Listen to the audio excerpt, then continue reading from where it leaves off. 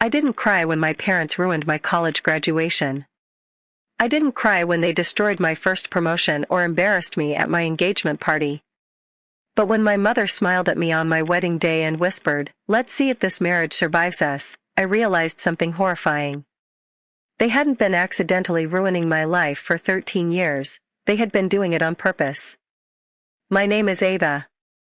I'm 31 years old, and for most of my life, I believed I was simply unlucky. Every important milestone somehow ended in disaster. For years, I blamed bad timing, bad luck, miscommunication. It never crossed my mind that the two people I loved most were quietly pulling the strings behind every heartbreak. Everything started when I was 18. I became the first person in our family to earn a full scholarship to a respected university. I was so excited I couldn't sleep. The graduation ceremony at my high school was supposed to be the happiest day of my life. My parents promised they would be there. I kept searching the audience for them. They never came. Hours later, Mom called. "We thought graduation started tomorrow." I believed her. Mistakes happen. Or at least I thought they did. For years later, I graduated from college with honors. This time I personally emailed them the schedule. I texted reminders. I even mailed printed invitations. Again. They arrived 2 hours late. "The GPS took us the wrong way," Dad said. I laughed it off. Inside, it hurt. After graduation, I landed my dream job at a growing architecture firm. 6 months later, I received my first major promotion. My boss planned a surprise dinner. I invited my parents. That afternoon, my boss called. "Ava. I'm sorry." "What happened?" "Your mother said there was a family emergency." I froze. "What emergency?" She didn't say. I rushed home in panic.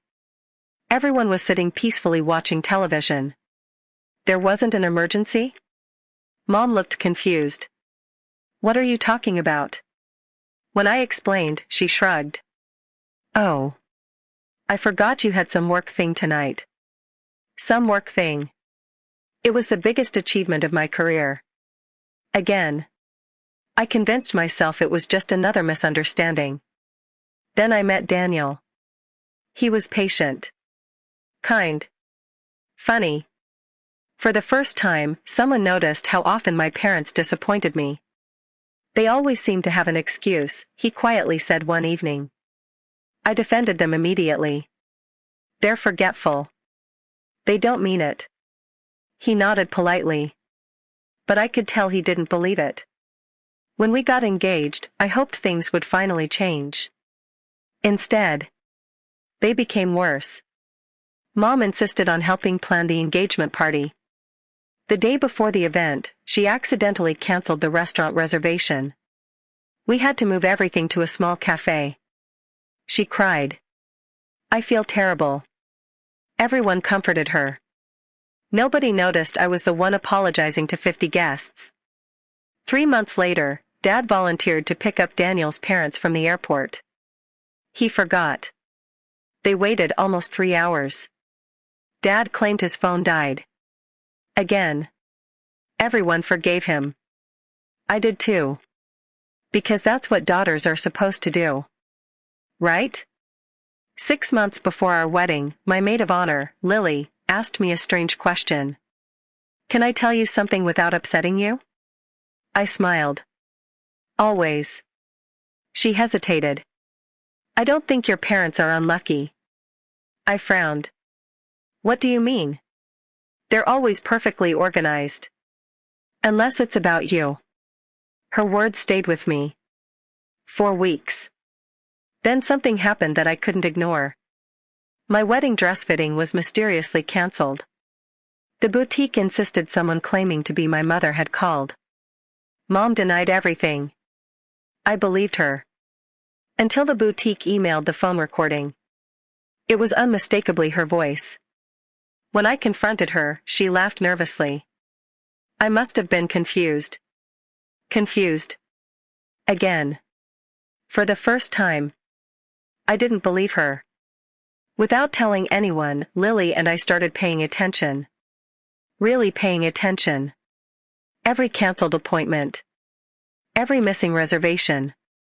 Every scheduling disaster. One pattern appeared over and over. The problems always started after my parents became involved. Never before. Still, I needed proof. Not suspicion. Proof. 2 weeks before the wedding, Lily made a suggestion. What if we stopped telling them the real schedule? I blinked. What? She smiled. We'll give everyone the correct timeline. Except your parents. I hated the idea. But I agreed. We intentionally gave Mom a fake rehearsal time. She immediately called 3 relatives complaining that the venue had changed everything at the last minute. Except, nothing had changed. She had simply been given false information. Then came the wedding day. 200 guests filled the ballroom. Everything looked perfect. For once. Nothing had gone wrong. That alone felt suspicious. As I stood waiting to walk down the aisle, Mom adjusted my veil. Then she leaned close and whispered, "Let's see if this marriage survives us." My stomach turned. Before I could respond, the ceremony began. We exchanged vows. We kissed. Everyone applauded. I wanted to believe the nightmare was finally over. Then came the reception. Dad stood to give his speech. Halfway through, he smiled at the guests. "You all know Ava." He chuckled.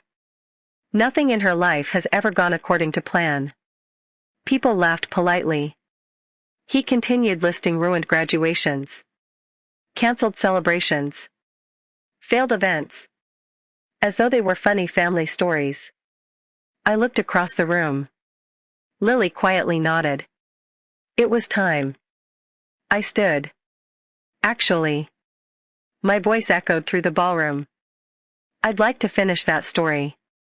The room became silent. I connected my laptop to the projector. Mom looked confused. "What are you doing?" I smiled sadly. For 13 years. I honestly believed I had terrible luck. The first slide appeared. My high school graduation invitation. Sent to my parents. Twice. Then cell phone records showing Mom had texted friends about attending a shopping event at the exact time of my ceremony. Gasps filled the room. Next came my college graduation. Email confirmations. Calendar invitations. Read receipts. They had known the correct time all along. Dad's face went pale. Then came the promotion dinner. Phone records. Restaurant logs.